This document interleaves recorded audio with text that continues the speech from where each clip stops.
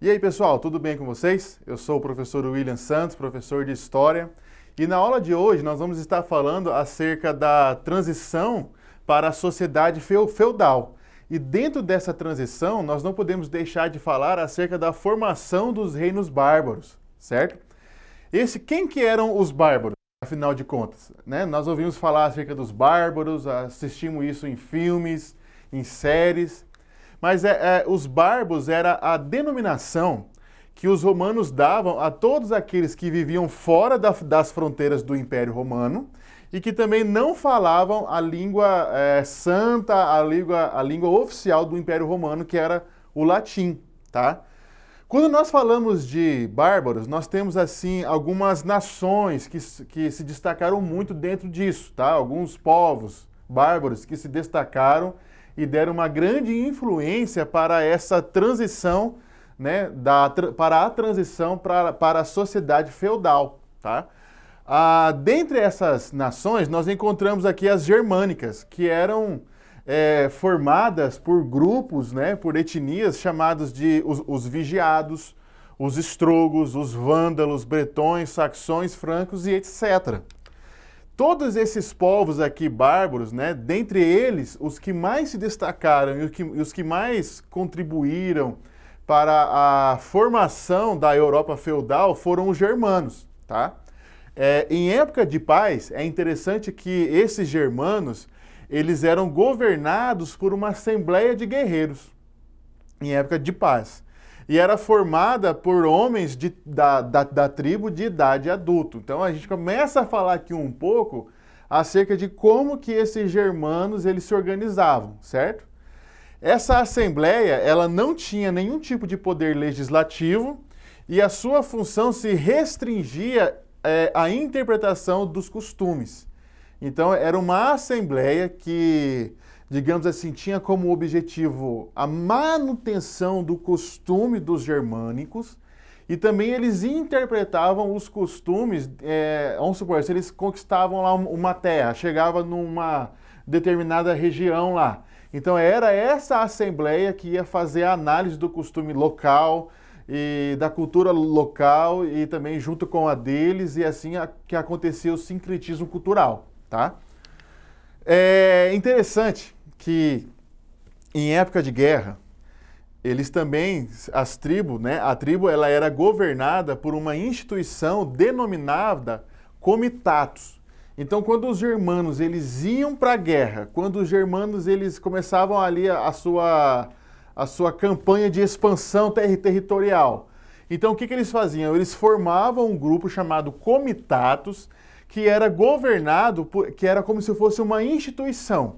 E dentro dessa instituição, eles elegiam um líder militar e todas as tribos ali que faziam parte dos germanos, elas estavam unidas em cima, né, em torno, sob a direção de um líder militar. Isso só acontecia em época de guerra. E esse líder, ele era eleito, tá? Havia uma espécie de eleição ali entre eles. E quando ele era eleito, esse líder ele recebia o título, né, de Herzog, tá? Então o Herzog ele era o líder militar que dava as diretrizes da assembleia denominada comitatus em questões de guerra, certo? Só que os germanos, no seu estilo de vida, eles também viviam de agricultura, né? A agricultura deles não era tão avançada como era a agricultura romana, né? Ela ainda era um pouco rudimentar. Então havia uma ineficiência nessa questão da agricultura relacionada a eles. Só que, e por conta disso, daí eles eram muito voltados também para a caça e para a pesca, porque eles não eram bons agricultores. Eles eram seminômades. O que significa seminômades, né? Novos nômades, né? O que isso significa? Que eles não sabiam reaproveitar o solo esgotado pelas plantações. Qual que é a diferença de um nômade e de um seminômade? O nômade, ele não tem nada a ver com esse negócio de agricultura. Ele não se relaciona com a agricultura, com o manuseio do solo, com a plantação. Já o seminômade, ele até conhece um pouco de agricultura, mas quando ele esgota as reservas do solo, quando ele esgota, né, toda a fertilidade ali do solo, aí ele vai para outro solo, ele migra, né, ele viaja, ele vai para outro lugar, daí ele chega lá, ele se estabelece, ele planta, ele acaba com o solo e por assim vai. Então, assim, uma outra questão interessante é que a propriedade da terra era coletiva, não era só um único dono da terra, como a gente vê dentro do feudalismo, né, que tem ali o senhor feudal. Então a propriedade da terra ela era coletiva e todo o trabalho era executado pelas mulheres. Tá? Todo o trabalho da terra, do plantar, do cultivar, do cozinhar, né? Todo o trabalho ali era executado pelas mulheres. Aí você me pergunta, mas qual que era o papel dos homens dentro dessa formação aqui dos reinos bárbaros? Qual que era o papel do homem?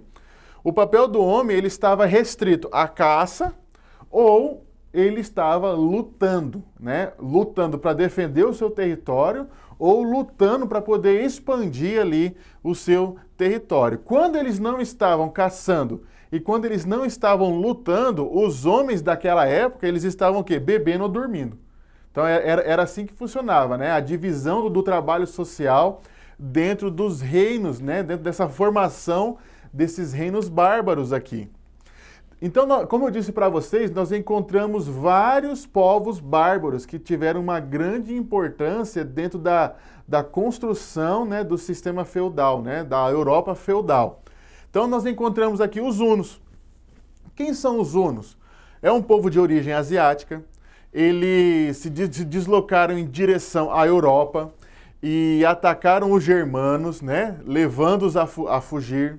Nós temos também aqui os visigodos, que eles ocupavam estrategicamente a ligação entre o Mar Mediterrâneo e o Oceano Atlântico. O que isso significa? Que eles estavam num lugar estratégico, que era a rota de comércio. Então, eles pensaram nisso também. Nós temos aqui o reino dos estrogos, tá? Dos estrogodos, perdão. E eles se localizavam ali na Península Itálica, né? E eles se forçavam para salvaguardar o patrimônio artístico-cultural de Roma. Quando a gente fala das invasões bárbaras que aconteceram no Império Romano, a gente acha que esse povo chegou lá e destruiu toda a estrutura que havia romana, todo o patrimônio cultural, historiográfico de Roma. Mas não, a gente olha aqui para esse reino dos estrogodos, a gente vê que eles chegaram lá, eles dominaram, mas eles tinham como um dos principais objetivos dele era guardar o patrimônio artístico-cultural de Roma. Tá? Nós temos o reino dos vândalos. Tá? O povo vândalo atravessou a Europa, eles se fixaram lá no norte da África, e esse reino, eles foram grandes perseguidores aos cristãos. Tá? E temos aqui o reino dos suevos, que surgiu no oeste da Península Ibérica, e os suevos eles viviam da pesca e da agricultura. Então a gente começa a perceber que cada reino desse, cada nação bárbara, eles têm a sua própria característica. Então a gente começa a identificar que algumas dessas características contribuíram para a formação do sistema feudal que nós vamos ver mais adiante. Tá? Vamos falar aqui um pouquinho do reino dos burgúndios. Tá? Os burgúndios eles migraram da Escandinávia e eles dominaram o vale do Ródano até o Avião, onde fundaram ali o seu reino. Temos o reino dos anglo-saxões, que são os mais famosos, são os que nós mais conhecemos nos dias de hoje, por causa daquelas séries que tem os vikings, né, e por aí vai. Então eles surgiram em 571 d.C., quando os saxões venceram os bretões e eles consolidaram-se na região da Bretanha. Tá? Qual que era a região da Bretanha? Que englobava ali a Inglaterra, um pouquinho de Paris ali, da França, toda aquela região ali, tá? muitos povos bárbaros, aí que eu quero falar para vocês, dando ênfase naquilo que eu já disse logo atrás, que eles não chegaram destruindo e acabando com a cultura romana, greco-romana. Pelo contrário, muitos povos bárbaros, eles adotaram o latim como a língua oficial, né? Os novos reinos, alguns foram se convertendo progressivamente ao catolicismo e eles aceitaram a autoridade da igreja. Olha que coisa interessante aqui. E com a ruptura da antiga unidade romana, a Igreja Católica, por conta disso daqui que eu falei para vocês, ela começa a se tornar a única instituição universal europeia. O que aconteceu? Uma coisa que a gente tem que analisar aqui é acerca do sincretismo religioso, tá? Então, esses bárbaros, eles iam entrando no território romano, que tinha como religião oficial o cristianismo, e a Igreja Católica, que já era uma instituição organizada hierarquicamente, então eles começaram a chegar, e aconteceu o quê? O sincretismo religioso. A Igreja Católica, ela é reconhecida como uma instituição universal europeia, porque ela teve uma capacidade de absorver toda a cultura desse povo, tá? Então eles absorveram a cultura, a religião, os costumes e assim por diante. Então com isso nós finalizamos aqui essa segunda etapa, acerca da formação dos reinos bárbaros, né? Como que eles eram, quais eram as suas características. Então nós ficamos por aqui e eu espero você até no próximo vídeo. Um forte abraço.